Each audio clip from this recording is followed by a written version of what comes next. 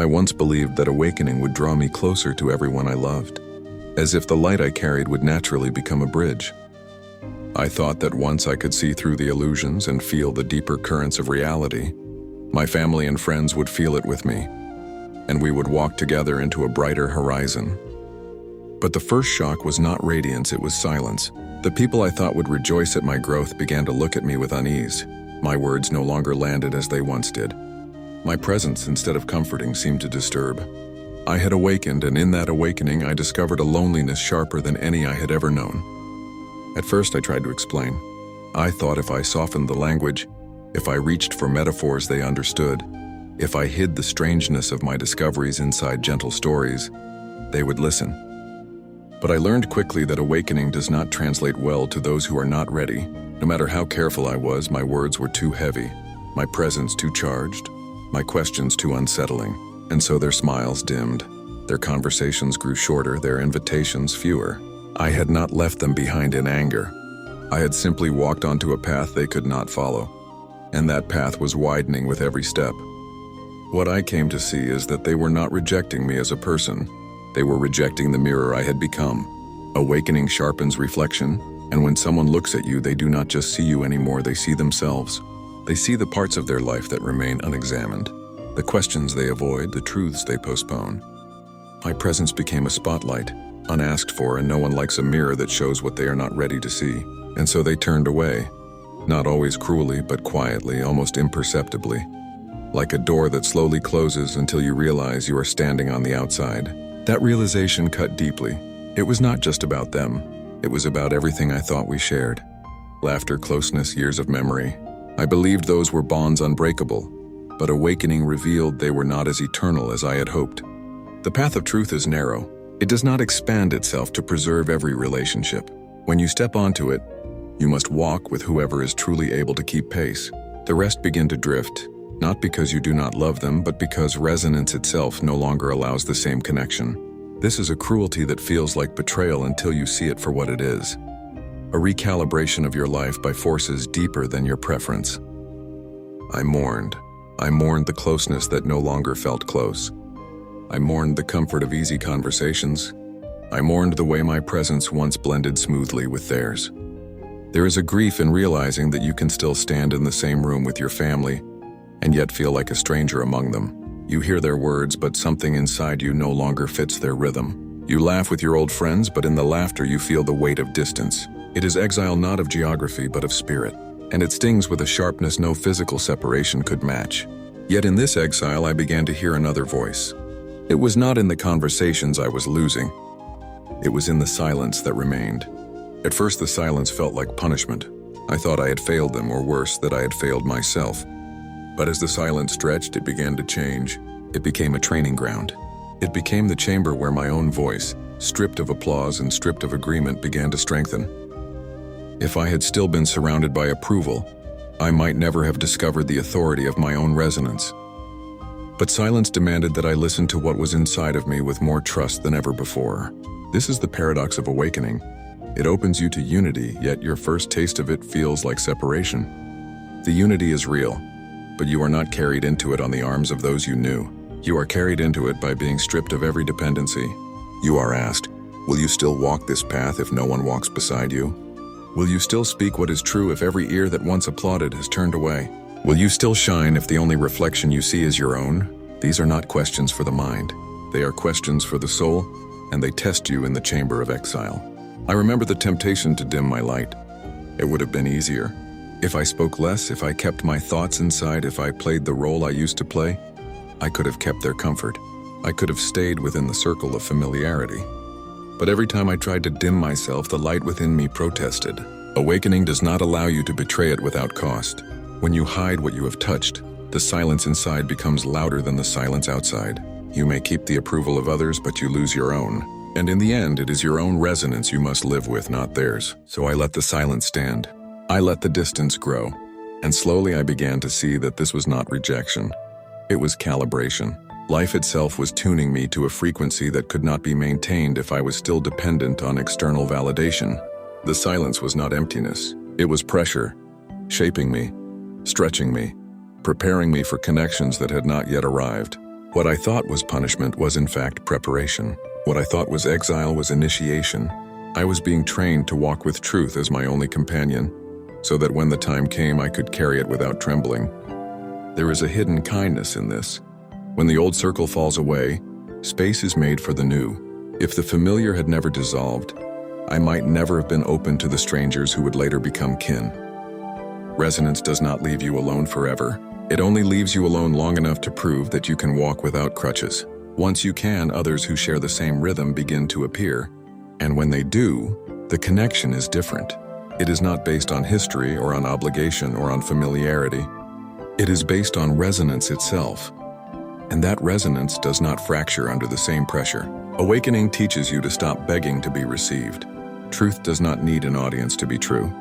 Light does not need permission to shine. The more you anchor into that reality, the less you feel the sting of rejection. What once felt like loss begins to feel like liberation. What once felt like abandonment begins to feel like alignment. You begin to see that those who turn away are not enemies. They are simply not meant to walk this stretch of the path with you. And in that realization, your grief softens into compassion. You release them, not in bitterness, but in peace. But the paradox deepens. Even as you release them, you carry a quiet hope. Not that they will join you now, but that one day and some time beyond your sight, they too will awaken in their own way. And perhaps they will remember the reflection they once rejected. Perhaps they will see in it not disturbance, but invitation. You may never witness that moment, but the seed is there. Awakening never wastes itself. Even when it is resisted, it plants something. Even when you are dismissed, your presence lingers. And what lingers can awaken long after you are gone. In the meantime, you learn to live without applause. You learn to live without agreement. You learn to live without the easy warmth of familiar approval. And in that learning, you discover something far more unshakable. You discover the strength of walking whole. That strength is not loud. It does not need to be. It is quiet, steady, unbreakable. It is the kind of strength that allows you to stand in silence and still know who you are. It is the kind of strength that no rejection can erase.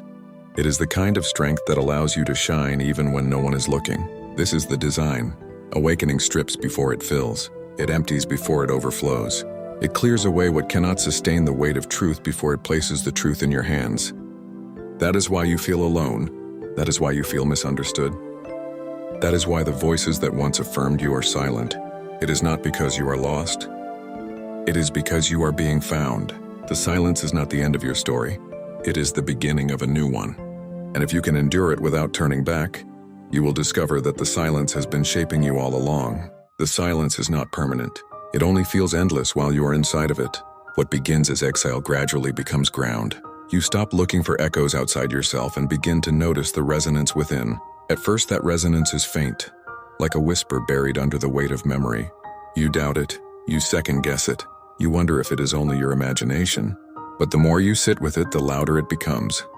It shapes your choices. It steadies your movements. It reveals a guidance that does not depend on anyone else's agreement. And when you finally trust it, you realize you were never alone. You were being tuned into a larger field of belonging. But belonging is not given to you all at once. It unfolds slowly like dawn. There are long stretches where it seems like nothing is happening, where the silence feels heavy, where you wonder if perhaps you should go back to who you were before. Yet every time you test that path, every time you try to fit yourself back into the old mold, something inside resists. You cannot unsee what you have seen. You cannot unknow what you have touched. Awakening does not let you retreat. It only lets you pretend, and the pretense hurts more than the silence ever did. So you keep walking. Not because it is easy, but because the alternative is unbearable. What you may not notice right away is how the silence is shaping you. In the absence of external affirmation, you learn to refine your own clarity. You begin to weigh your choices not against their approval, but against the inner resonance that will not be quieted. You stop asking if this will make them like you, and begin asking if this will make you more aligned. That shift is subtle, but it is the foundation of sovereignty. When you live from alignment instead of approval, your life changes direction. It may look less impressive from the outside. It may seem smaller, quieter, stranger, but inside it is vast, inside it is free. Freedom is not what you thought it would be. You imagined it as wings, as flight, as the thrill of endless possibility. But at first it feels more like weight. The weight of responsibility, the weight of choice, the weight of carrying what no one else can carry for you. It is heavy because it is real, and the heaviness is what gives it value. You realize freedom is not the absence of limits. It is the presence of alignment. You are free, not because you can do anything you want, but because you are no longer compelled to betray yourself. That is the quiet revolution of awakening. The refusal to betray what you know to be true even when no one else recognizes it. And yet even in this revolution, the ache remains. You still miss them. You still wish you could share this with your family, your friends, the ones who once felt like home. You imagine what it would be like if they could see what you see, if they could taste the depth you have tasted. Sometimes you speak a fragment of it, hoping to spark recognition. Sometimes you sit in silence, knowing the words will only fall flat. Both choices are painful. Both carry loss. But in time you realize that love does not vanish just because understanding does. You can still love them as they are. You can still sit at their table, hear their stories, laugh at their jokes. The love is real even if the resonance is not shared. And that realization softens the edge of loneliness. Still, the path asks for more.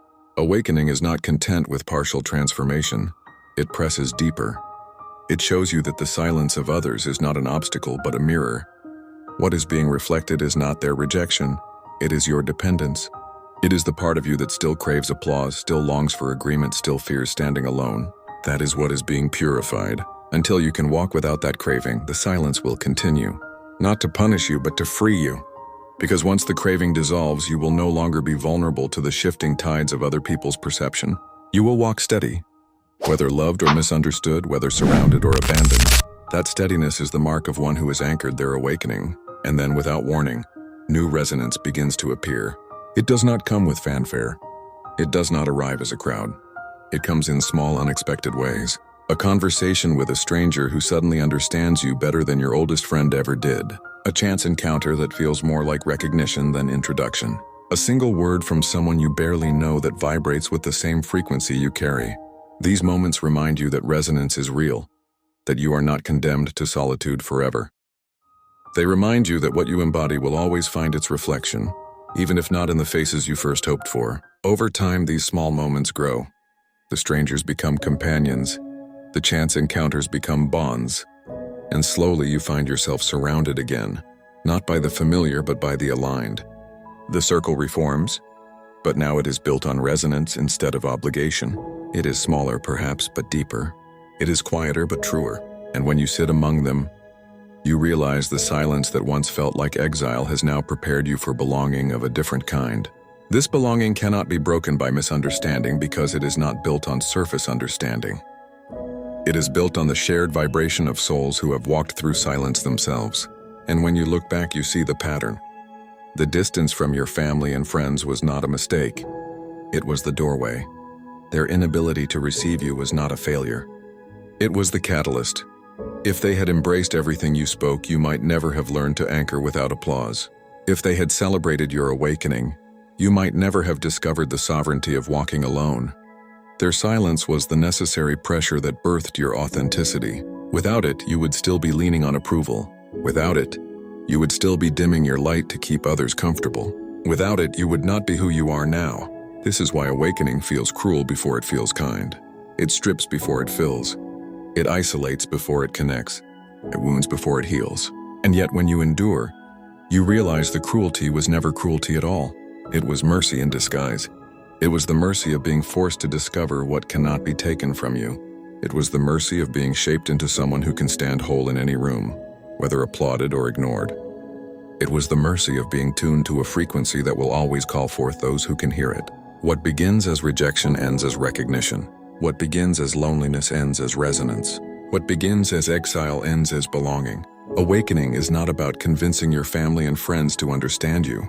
It is about embodying what you have seen until it speaks louder than words. Some may never join you. Some may resist to their final breath, but some will awaken. in their own time, in their own way, and when they do, they may remember the reflection they once turned away from. They may recall the light they could not face, and then perhaps they will understand. Perhaps they will thank you. Perhaps they will see that your silence was not distance but faith, that you trusted them enough to let them find their own way.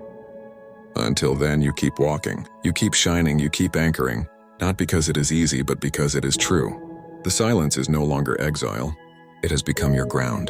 The loneliness is no longer emptiness. It has become your forge, and the life you now live is no longer measured by how many people approve, but by how deeply it resonates with the truth you carry. That is awakening, that is the gift, and that is why your family and friends may not receive you anymore, because you are no longer who you were, and they are no longer who you thought. But the path continues, and so do you.